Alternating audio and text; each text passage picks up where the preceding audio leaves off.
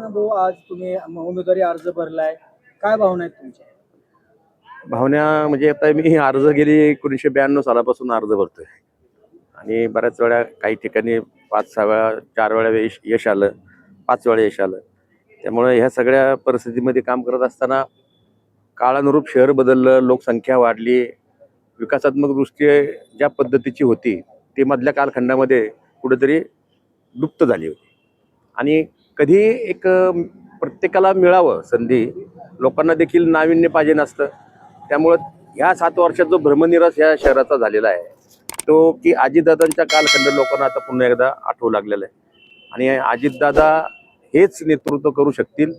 त्यांचा अंकुश होता, प्रशासनावर अंकुश होता आणि संपूर्ण नगरसेवकांवर देखील अंकुश होता. तिथं काय वेगळे प्रकार नव्हते, म्हणजे रस्त्याच्या पलीकडे हे, रस्त्याच्या पलीकडे हे, अशा प्रकारचा भाग नव्हता. त्यामुळे अजितदादांवर लोकांचा पुन्हा एकदा विश्वास आहे आणि ते राज्याचे उपमुख्यमंत्री असल्यानंतर सत्तेच्या माध्यमातून सुद्धा आम्ही निवडणुकीला सामोरं जात असताना त्याचं परिवर्तन हे निश्चित आहे.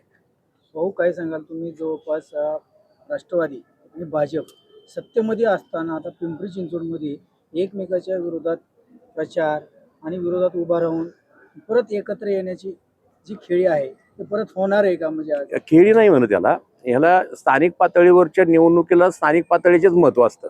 ते राष्ट्रीय पातळीचं त्याला महत्त्व नसतं किंवा किंबहुना राज्य पातळीवरचं. स्थानिक पातळीवरच्या ज्या निवडणुका असतात त्या विकासाच्या मुद्द्यावर होत असतात.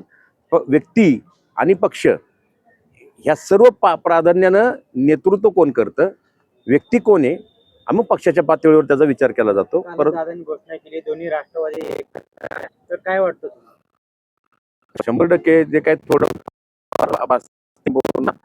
काही गोष्टीत मतांचं विभागणी आता कमी होईल आणि एक वर्ग आहे मानणारा देखील. त्यामुळे त्या पद्धतीचा निश्चितपणे आम्हाला 100% फायदा होईल. प्रभागात फिरत असताना काही समस्या जाणवतात? प्रचंड समस्या आहेत. कुणाचं दुर्लक्ष, सगळे म्हणजे कुणीच असं वाली नसल्याचा भाग, अशी परिस्थिती झालेली आहे. मग हे तुम्ही अपयश कुणाला देणार? प्रशासनाला देणार की सत्तेत असलेल्यांना? मग आता सत्तेत तेच होते ना, कुणी पण अपयश देणार, सत्तेतल्या लोकांनाच देणार ना. हे जे सगळे आकार झालेला आहे तो सत्तेच्या माध्यमातून.